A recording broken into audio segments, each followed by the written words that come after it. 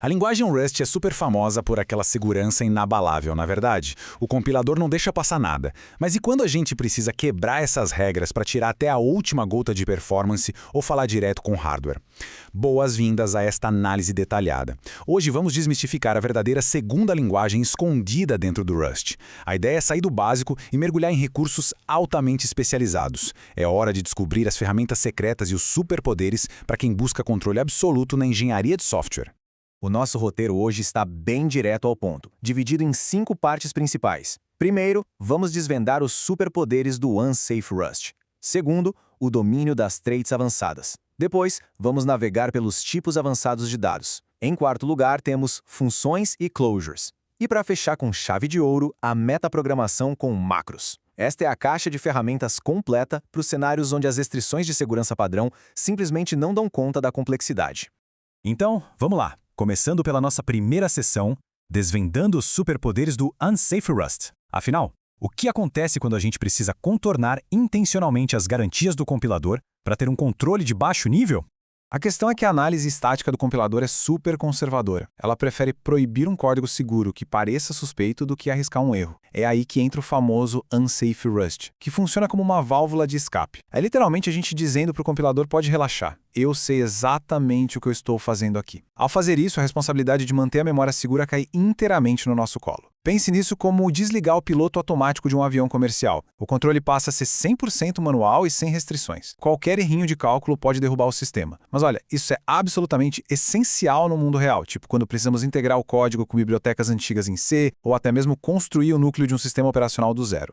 E tem um detalhe fascinante sobre essa palavrinha mágica, o unsafe. Ela não desliga o verificador de empréstimos, o famoso borrow checker, de forma global. Em vez disso, ela atua como uma chave especial que destranca estas 5 ações muito específicas e, claro, perigosas.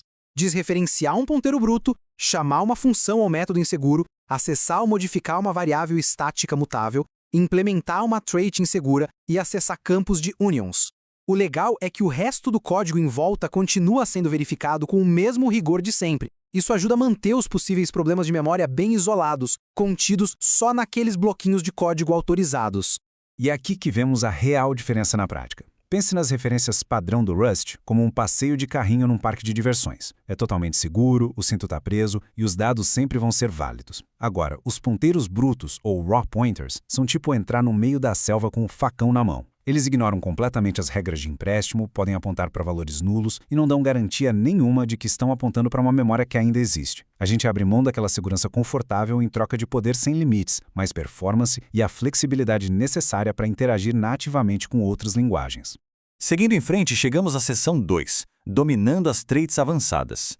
Vamos dar uma olhada em como essas estruturas ajudam a modelar sistemas super complexos, mas de um jeito bem elegante e seguro. O conceito de tipos associados permite conectar um placeholder, um espaço reservado de tipo, a uma trait. Assim, os métodos podem usar esses espaços reservados direto nas assinaturas deles. Na prática, a gente pode definir uma trait inteira sem precisar cravar os tipos exatos logo de cara, deixando isso só para a fase de implementação. E por que isso é tão essencial? Porque evita uma poluição visual enorme. Sem os tipos associados, criar interfaces como iteradores exigiria repetir um monte de parâmetros genéricos em toda a santa chamada. O código iria ficar gigante, confuso e super exaustivo de manter em larga escala. Mas claro, toda essa abstração traz alguns desafios. Imagina que múltiplos tipos ou traits definam funções que não são métodos, mas com o mesmo exato nome. O compilador vai olhar para isso e fica totalmente confuso. É como um guarda de trânsito num cruzamento caótico onde todos os carros têm a mesma placa.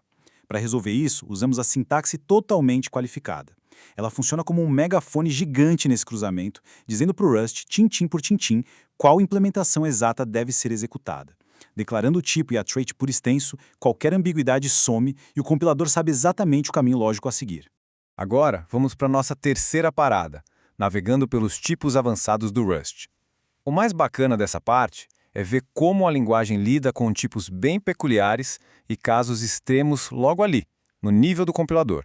Um ótimo exemplo é o never type, ou tipo nunca, representado por esse pontinho de exclamação. Na teoria dos tipos, ele é conhecido como um tipo vazio. Ele entra no lugar do tipo de retorno quando uma função simplesmente não vai retornar nada para o fluxo principal, nunca. Pode até soar meio acadêmico demais, mas é super importante para expressões que quebram o fluxo, como um continue ou um panic. E como ele literalmente não possui valores possíveis, o compilador consegue converter o tipo nunca para qualquer outro tipo sem gerar erro de tipagem. Na prática, isso modela perfeitamente situações reais, como um loop infinito que mantém um servidor no ar para sempre, ou um erro fatal irrecuperável que precisa derrubar o programa de forma limpa.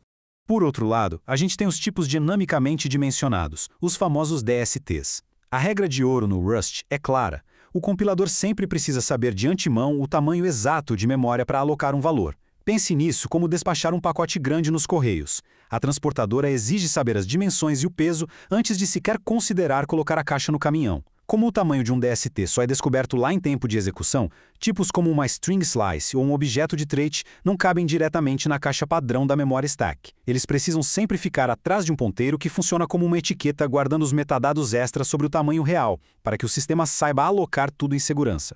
Vamos passar para a seção 4. Funções e closures avançadas. É aqui que a mágica da programação funcional acontece, tratando blocos de lógica inteiros como se fossem apenas dados puros.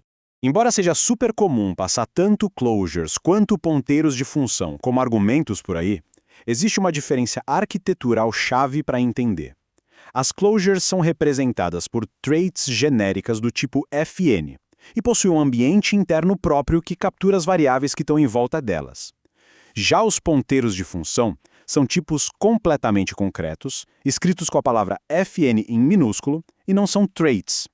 Essa diferença estrutural sutil faz dos ponteiros de função a escolha perfeita e muitas vezes a única viável na hora de interagir com bibliotecas em C ou sistemas externos que não suportam esse conceito avançado de capturar contexto.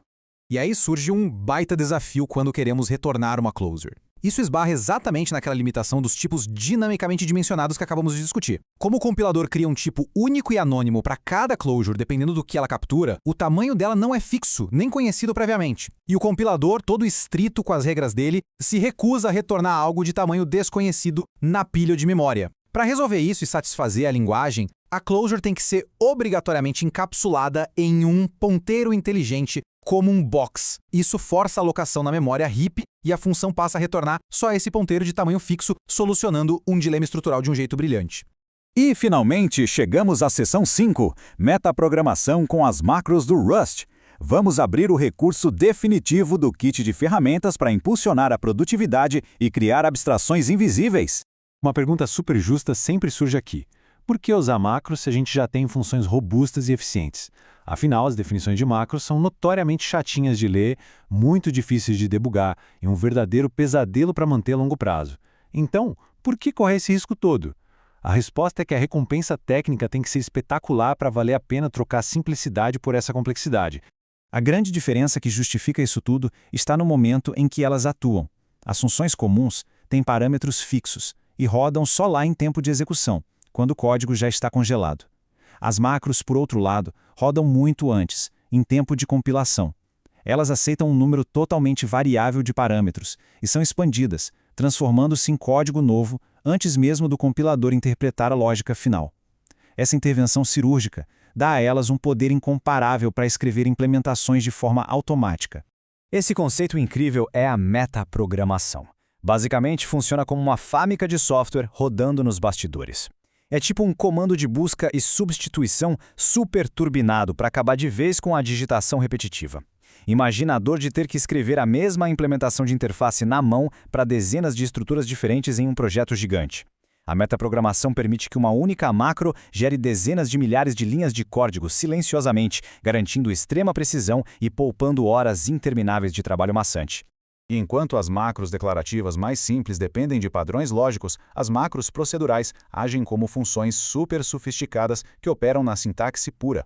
Elas pegam um fluxo de tokens de código como entrada e produzem um fluxo modificado como saída. Isso se divide em 3 formas: macros de derive customizadas, macros de atributo e macros parecidas com funções. O maior exemplo salva-vidas aqui é a macro derive. Uma única linhazinha em cima da definição de uma estrutura faz o Rust escrever automaticamente um código gigantesco para formatar, comparar ou serializar dados em JSON, tudo de forma imediata e sem dor de cabeça. Chegando ao fim dessa exploração, fica uma provocação profunda sobre a construção de sistemas críticos. Ao escolher sair da zona de segurança do compilador em momentos arquiteturais decisivos, Onde exatamente fica a linha entre a liberdade total e a integridade do sistema como um todo? O domínio dessas ferramentas de baixo nível, tipos abstratos e metaprogramação agressiva, não apenas resolve problemas complexos, mas redefine completamente até onde uma linguagem pode chegar. Mas a verdadeira sabedoria técnica não está em saber como quebrar as regras em nome do desempenho. Está em saber exatamente quando isso é indispensável. O imenso poder de criar exige, acima de tudo, a disciplina de refrear. Muito obrigado por acompanhar este estudo aprofundado e até a próxima análise de arquitetura.